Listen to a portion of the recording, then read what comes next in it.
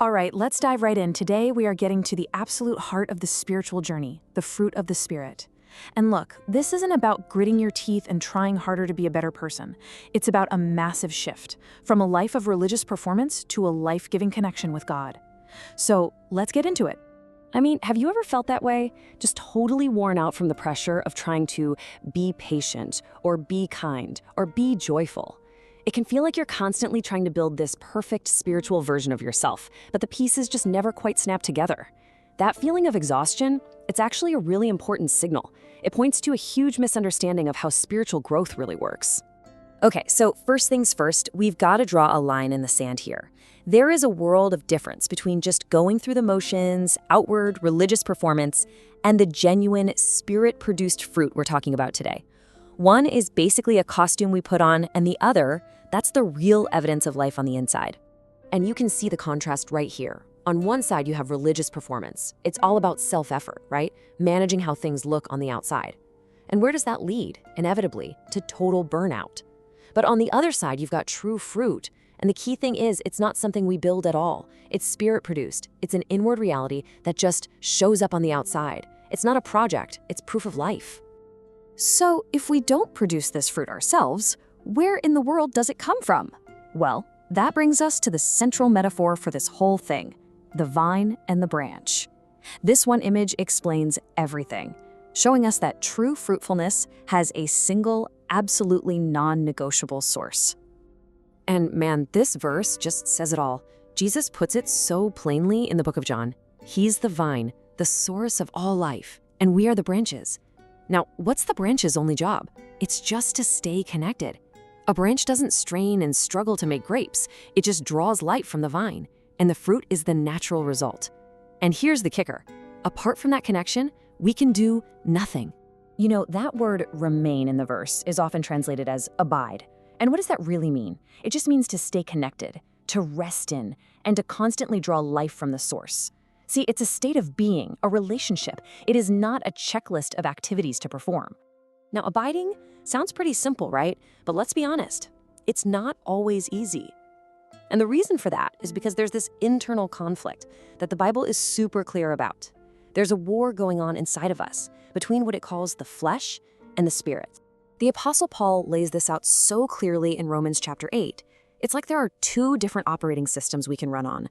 To be governed by the flesh means your mind is set on its own desires, which are naturally hostile to God and, well, they lead to death. But to be governed by the Spirit, that means your mind is set on what the Spirit desires, and that leads to life and peace. It's a choice of which impulse we follow, which voice we're going to listen to. And here is the absolute game changer, the good news.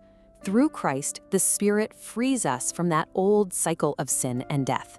We're literally moved from a place of slavery and fear into this secure, unshakable identity as God's own children.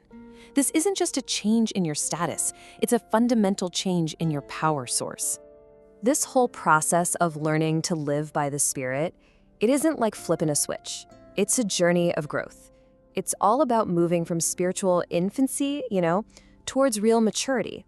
The book of Hebrews paints this picture of growth perfectly. Look, we all start with the milk, the elementary truths, the basics. But maturity comes when we, through constant use, train ourselves. This isn't just about knowing more stuff, it's about actually applying what we know day in and day out until we can really discern good from evil. And then we're taken forward to maturity. It's a process, not a promotion.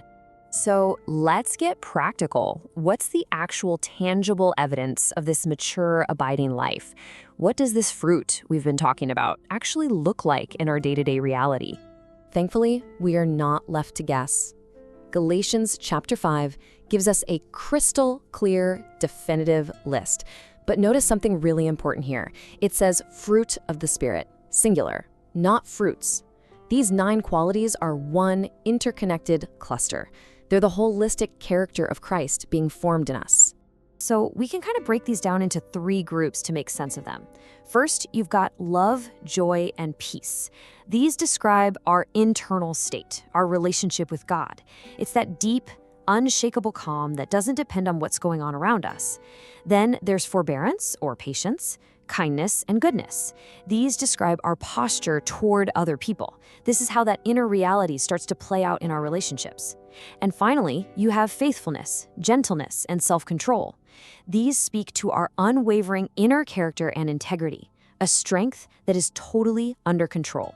Okay, so you see that list, and if you're anything like me, you might feel a little overwhelmed, right? I mean, who exhibits all of those qualities perfectly all the time? So what happens when we mess up, when we fail? This is where the beautiful, freeing concept of grace comes in.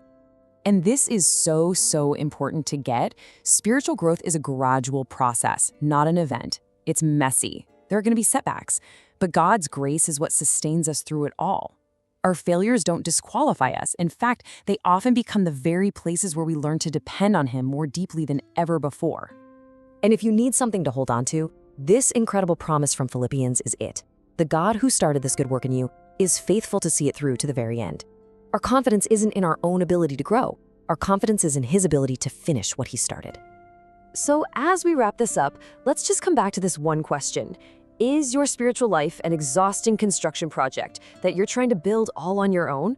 Or is it a branch, just resting and abiding in the vine, allowing Him to produce His fruit through you?